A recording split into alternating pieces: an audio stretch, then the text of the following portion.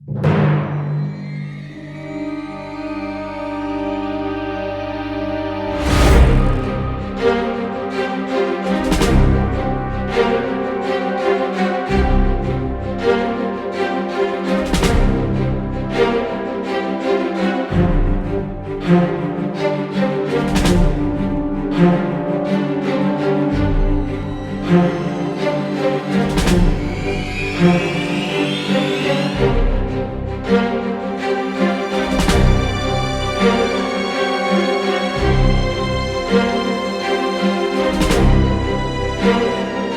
हाथ भी न मिलाएगा जो गले मिलोगे तपाक से।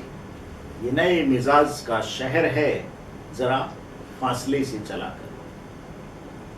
भारत की बात सुनाता हूं।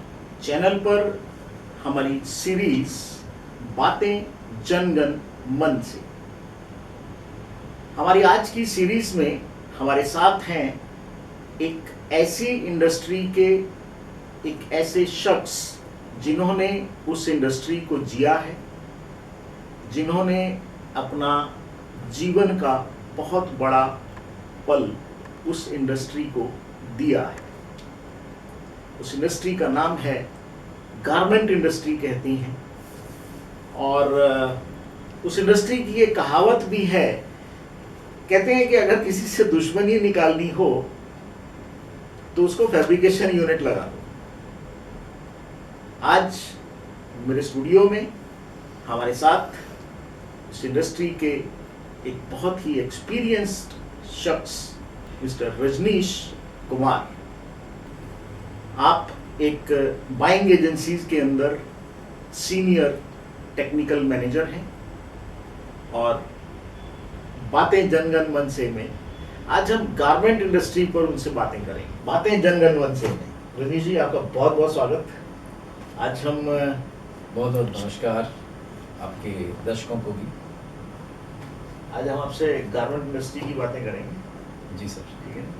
सो एक बात बताओ, फैशन की इस दुनिया में, फैशन के इस दौर में क्या ऐसा नहीं लगता कि हम अपने संस्कार और संस्कृति को कहीं पीछे छोड़ गए हैं? अभी लेटेस्ट कुछ टाइम पहले मेट्रो में ही फैशन का एक दौर देखने को मिला। बहुत अच्छा प्रश्न आपने बहुत ही सही मुद्दे पर ये बात कही है। देखिए सर, ये जो अभी इंडस्ट्री है, इस इंडस्ट्री के अंदर शुरू से ही, आज से नहीं, सदियों से, हजारों साल पहले से फैशन कोई नई चीज़ नहीं है। फैशन तो हजारों साल से है। रामायण से, महाभारत से। और ये जो फैशन है ये आगे बढ़ता चला गया। लोगों को अलग अलग कपड़ों की नॉलेज हो गई, अलग अलग बनाने के तरीके आ गए लोगों को। अलग अलग कलर थे पहले, उन रंगों का एक सीमा थी, वो रंग बढ़ते चले गए, रंग कपड़ों में बदल गए। और धीरे धीरे जब ये बढ़ता रहा तो कपड़े के साथ जब आप वस्त्र पहनते हैं और आप एक अच्छा बलिष्ठ शरीर है आपका, और कपड़े और शरीर का जो कॉम्बिनेशन है उससे आपकी जो जिसे हम अंग्रेजी में सुंदरता जो है निखर के बाहर आती है आपकी। अब ये हर एक इंडिविजुअल पे डिपेंड करता है वो कैसे उस चीज़ को हम अंग्रेजी में बोलते हैं कैसे कैरी करता है। आप कैसे अपने आप को दूसरे के सामने अपने आप को प्रस्तुत करते हैं, कैसे बताते हैं कि मैं कौन हूँ। आपकी सोच, आपके रंग, आपका पहनावा ये बताता है।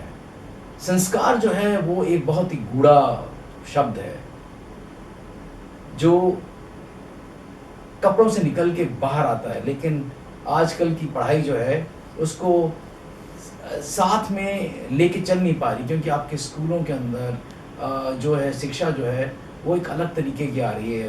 पहले ये फैशन जो है, जो हमारी नॉलेज है, वो नॉलेज आती है हमारी पिक्चरों से। हमारा अब अपार्चर बहुत बढ़ गया है। अब हम विश्व पटल पे चीज़ें देखते हैं। आज टीवी ऑन करो, 700, 800, 1000 चैनल आपके सामने आते हैं। आप पेरिस से अपने आप को देखते हैं, कोई ठंडा प्रदेश है वहाँ अलग कपड़े हैं, कोई गर्म है वहाँ अलग कपड़े हैं। लेकिन आप जब देखते हैं, जब आपको एक कलर फोरकास्टिंग हो जाती है क्या कलर इस सीज़न में रहेगा, उसके बाद में जो कपड़े हैं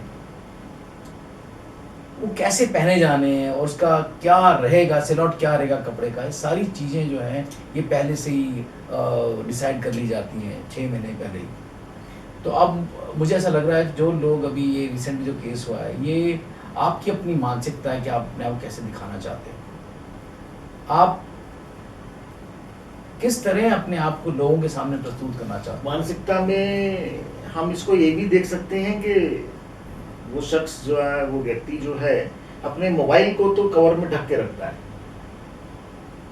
और खुद को ढकना नहीं चाहता या चाहती। लेकिन आप साथ में ये भी देखो, ये जो है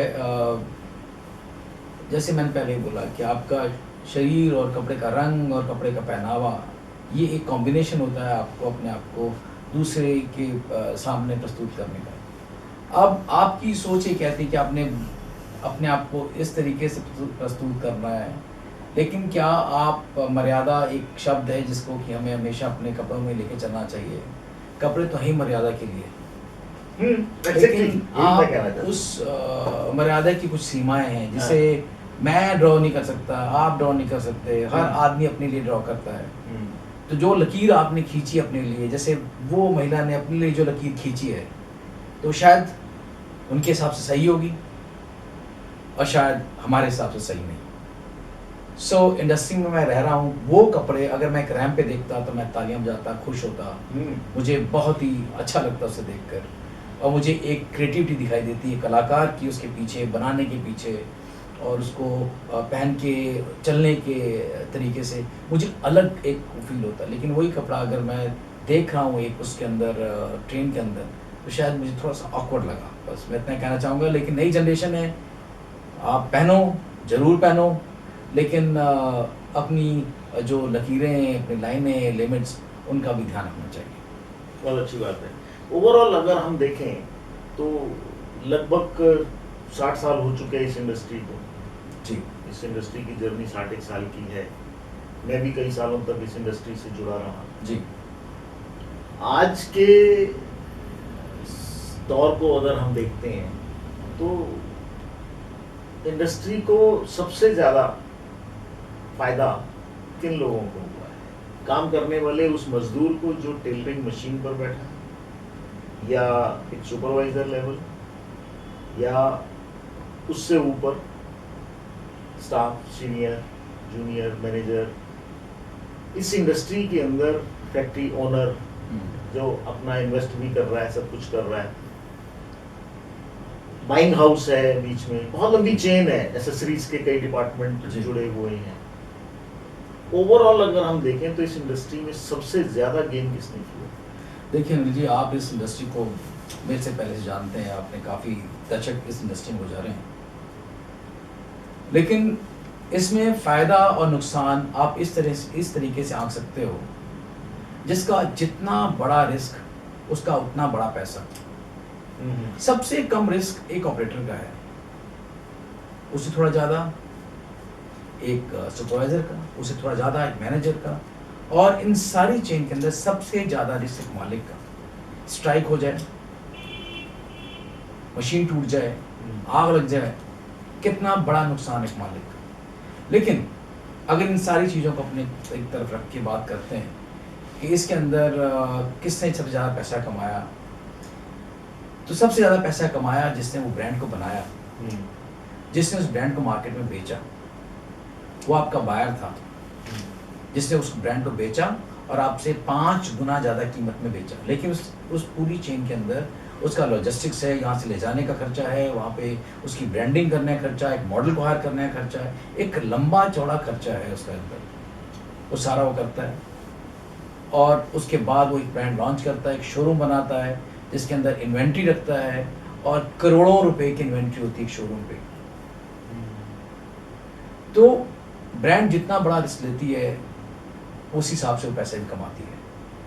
ऑपरेटर जो एक अनपढ़ आदमी है, जिसको गांव के अंदर अपना जो है कुछ मजदूरी करके पैसा कमाया जाता है, ये स्किल्ड जॉब है। इसमें उसने आया, मशीन सीखी, और अपने साथ में जिन लोगों के साथ वो रहा उनसे बेहतर पैसा उसने यहाँ कमाया। उसने इंडस्ट्री के अंदर मशीन चलाना सीख लिया, बाद में सुपरवाइज़र बन गया। और मैं तो ऐसे अनिल जी बहुत सारे लोगों को जानता हूँ जिन लोगों ने एक ऑपरेटर से लेकर एक बड़े बड़े ओहदे तक का सफ़र तय किया। कुछ लोग मालिक बन गए, कुछ लोगों ने करोड़ों रुपए कमाए दिल्ली के अंदर। सो पैसा हर किसी ने कमाया अपने अपने उसमें दायरे में रहकर। तो बड़ा रिस्क बड़ा पैसा, जिसमें मालिकों ने बहुत पैसा कमाया और कोटा रिजीम से पहले अथाह पैसा कमाया गया। बिल्कुल अथाह मतलब अथाह कमाया गया। और उसके बाद में फिर स्ट्रगल शुरू हुआ। पहले नेपाल में ऐसे ही फ्लाई करते थे हम लोग, नेपाल या फिर वियतनाम एक ही जगह पर। लेकिन ये जो कोटा सिस्टम जो ख़त्म हुआ, कोटा सिस्टम, आपको बड़ा आश्चर्य होगा इस कोटा सिस्टम को लेकर। दुबई में इतनी इंडस्ट्री पैदा हो गई। आप सोचो एक जगह जहाँ पर शारजाह है वहाँ पे इतनी बड़ी इंडस्ट्री पैदा हो गई, जहाँ पे सिर्फ आप लेबल चेंज करते थे। इतने बड़े बड़े आप हाउसेस बन गए। आप मेडागास्कर, इजिप्ट, आप साउथ अफ्रीका, इतने बड़े बड़े बन गए। सो सब ने पैसा कमाया। वो टाइम भी ऐसा था, सब ने अपना दिमाग लगाया और दिमाग लगा के उन्होंने कमाया।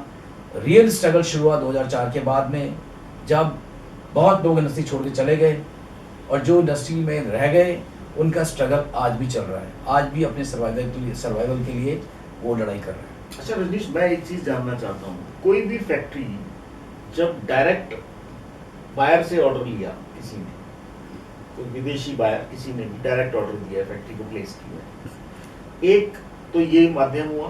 दूसरा कि लोकल किसी बाइंग हाउस के थ्रू उस फैक्ट्री में ऑर्डर लिया है। एक्सपोर्टर का प्रॉफिट दोनों में से किस में ज़्यादा होता है? देखो, इसको इस तरह समझना पड़ेगा। जब इंडस्ट्री शुरू जब हुई और फैक्ट्रियाँ लग रही थी, फैक्ट्री को एक मिडलमैन चाहिए था। एक ऐसा मिडलमैन जो उनकी भाषा को अपने कस्टमर को, यानी जो अंग्रेज तुमको समझा सके और उनको समझा सके कि गारमेंट की कॉस्टिंग क्या होती है, मैं क्या करूँगा, कैसे बनाऊँगा, गारमेंट में क्या डालूँगा। वो एक इंटरप्रेटर का रोल अदा करता था। वहाँ से ये सारा कुछ शुरू हुआ। वहाँ से बाइंग एजेंसी बनती चली गई। उनका एक्सपोजर बढ़ता चला गया, उनके ऑफिसेस खुल गए। उन्होंने अपने यूएस में, उन्होंने अपने यूरोप के अलग अलग कंट्रीज़ में अपने ऑफिसेस खोले और वहाँ से उन लोगों ने काम करना शुरू किया। अब इसके अंदर ऑब्वियस है एक बड़ा चेन है जो लॉजिस्टिक संभालता है आपका पूरा ऑर्डर बुकिंग देखता है, आपके बाहर के पास सैंपल भेजता है, उस सैंपल को चेस करता है, आपके प्रोटोज, आपके फिट्स, आपके साइज सेट्स, आपके पीपी, आपके हेडर्स, ये सब जो क्लोज करता है उसके अंदर बड़ा पैसा लगता है। पहले फैक्स मशीनें थी, पहले टेक्नोलॉजी इतनी आसान नहीं थी, पहले टेक्नोलॉजी में बहुत पैसा लगता था। तो बायर ने अपने हिसाब से या इस एजेंसीज ने अपने हिसाब से 5% से लेकर 10% के बीच में अपना ये कमीशन सेट किया बायर की तरफ, जो कि यहाँ पर इंडस्ट्री से कुछ चार्ज नहीं करते थे। बायर को अपनी तरफ से पे किया करता था। ऑन एन एवरेज 6 से 7% ये इंडस्ट्री में चलता था। अब बदलाव आ गया। अब जितने भी एक्सपोर्टर थे उनके बच्चे सारे यूके में पढ़े, यूएस में पढ़े। धीरे धीरे इंडस्ट्री में बदलाव आता चला गया। एजेंसीज का रोल धीरे धीरे खत्म होता चला गया। अभी भी इंडस्ट्री का रोल, एजेंसीज का रोल है, और एजेंसीज का रोल अब रह गया है जो टेक्निकल सपोर्ट देते हैं एक्सपोर्टर्स को। और आने वाले टाइम में भी ऐसी एजेंसीज जो टेक्निकल सपोर्ट देंगी इन एक्सपोर्टर्स को वो जिंदा रहेंगी। जो टेक्निकल सपोर्ट नहीं दे पाएंगी वो एजेंसीज सर्वाइव ही नहीं कर पाएंगी। सो इसमें यही है कि जो वो 6% जो एक्सपोर्टर पहले एजेंसी लेके जा रही थी, या 5% लेके जा रही थी, या कहीं के केसेस के अंदर वो 8 से 10% भी लेके जा रही थी, वो मार्जिन्स एक्सपोर्टर के भी अच्छे थे। एक्सपोर्टर भी 50%, 40% पे काम कर रहा था, कई जगह पे 100% पे काम कर रहा था। तो उसको उतना पैसा देने में कोई तकलीफ तो नहीं थी उस टाइम के अंदर। लेकिन अभी क्या मार्जिन्स बहुत स्लैश हो गए हैं, मार्जिन्स कम हो गए हैं, उस वजह से भी अब ये एजेंसीज का रोल जो है धीरे धीरे अपना प्रोक्योरमेंट कर नहीं पाता ऑर्डर्स का, उसको एजेंसीज की अपनी जरूरत पड़ती है। गारमेंट इंडस्ट्री में पिछले 50 सालों के इतिहास में क्या फर्क महसूस करते हैं? गारमेंट इंडस्ट्री में पिछले 50 सालों के अंदर बहुत बदलाव हुआ है। इन सालों के अंदर मशीनें बदली, काम करने के तरीके बदले, कपड़े बदले, फैक्ट्रियाँ बदली, फैक्ट्रियों के अंदर इंफ्रास्ट्रक्चर में बदलाव आए, मशीनें रखने के तरीके बदले और आम आदमी की समझ में बदलाव आया। फैशन चेंज हो गया, डिमांड पूरी बदल गई। जैसी रिक्वायरमेंट वैसी मैन्युफैक्चरिंग। छोटी छोटी ब्रांड्स बड़ी ब्रांड्स हो गई, छोटी छोटी क्वांटिटीज बड़ी बड़ी क्वांटिटीज में बदल गई। 20-20, 25-25 मशीनों से लाइनें 70-70 मशीनें बदल गई और धीरे धीरे इंडस्ट्री के अंदर मास प्रोडक्शन होने लगा। एक के बाद एक फैक्ट्री लगने लगी, फैक्ट्री से फैक्ट्री बढ़ती चली गई। लेबर इंटेंसिव होने की वजह से बहुत बड़ी तादाद में लोग जुड़ते चले गए इंडस्ट्री से। अचानक गवर्नमेंट का एक ऐसा टाइम भी आया जब कोटा सिस्टम का एक उस रिजीम का ख़त्म होने का आ गया 2004 के आसपास। जब वो रिजीम ख़त्म हुआ उसके बाद फैक्ट्रियाँ छोटी होती चली गई। बड़ी बड़ी फैक्ट्रियाँ, बड़े बड़े जहाज हिलने लग गए। 2007, 2008 फिर रिसेशन आया। उन जहाज़ों में जो बड़े जहाज थे धीरे धीरे डूबने लगे। फिर किसी न किसी तरीके से लोगों ने संभाला और काम शुरू किया। लेकिन इस दरमियान, इन 50 सालों के दरमियान मशीनों के आरपीएम बढ़ते चले गए। नई नीडल्स आ गई, नई मशीन्स आ गई, लेकिन टेक्नोलॉजी वही पुरानी रही। कन्वेंशनल मेथड था धागा और सुई से सीना, वही चलता रहा। अचानक 2014-15 के आसपास एक नया कॉन्सेप्ट आया। उसमें दो पल्लों को फ्यूजिंग से जोड़ने का एक नया मेथड आया। एक कंपनी थी H&H, उसका पदार्पण हुआ। उसने एक नई कॉन्सेप्ट के साथ काम किया इंडस्ट्री के अंदर। लेकिन ये टेक्नोलॉजी इतनी महंगी है आज भी कि आम आदमी से पहुंच, एक गारमेंट आम आदमी से बहुत पहुंच से बाहर है। उस टेक्नोलॉजी को भी सस्ता होने में टाइम लगेगा। इन 50 सालों में इंडस्ट्री ने ऐसा कहीं भी नहीं सोचा कि सिलाई को और सस्ते सस्ता किया जा सके। अब धीरे धीरे जब हम 2020 के आसपास पहुंचे, पूरा मार्केट बदल गया। बड़े बड़े शोरूम्स बंद होने लगे, ऑनलाइन बिजनेस शुरू होने लगा। जहां 10 और 90 का रेशियो आ गया था, वो पूरा उल्टा हो गया। रिसेशन के बाद अचानक नए नए स्टार्टअप्स आ गए, ऑनलाइन बिजनेस की बाढ़ आ गई। शेल्फ लाइफ जहां लंबी हुआ करती थी, 21 हफ्तों की हुआ करती थी, और भी कुछ ब्रांड में ज़्यादा, उन शेल्फ लाइफ को कम करके 7 दिन का कर दिया गया। बड़े बल्क को, बड़ी क्वांटिटी को छोटा कर दिया गया। आज घर पे बैठ के कस्टमर हर रोज नया चाहता है। अब छोटी क्वांटिटीज के लिए आपको छोटे रन चाहिए, छोटे रन के लिए एक नई टेक्नोलॉजी चाहिए। मशीनें आज भी उतनी हैं, उनके बल्क छोटे हो गए, उनकी क्वांटिटी छोटी होगी। क्वांटिटी छोटी होने की वजह से अब आपकी कॉस्ट बढ़ गई। इतना कॉम्पिटिटिव मार्केट होने की वजह से छोटे छोटे स्टार्टअप जो अपने घरों पे बनाते हैं, वो आके ब्रांड बनने के लिए मार्केट में खड़े हो गए। इंडस्ट्री को यहां कुछ सोचना पड़ेगा। इंडस्ट्री को डिमांड और सप्लाई में कहीं ना कहीं सामंजस्य बिठाना पड़ेगा। इन दोनों के बीच में अभी कोई सामंजस्य नहीं है। डिमांड है नई से नई स्टाइल्स, हर रोज नई स्टाइल्स, और जो मैन्युफैक्चरिंग यूनिट है छोटी छोटी स्टाइल्स बनाने के लिए, छोटे छोटे रन्स बनाने के लिए डे बाय डे घुसता जा रहा है, अपने लॉसेस किए जा रहा है।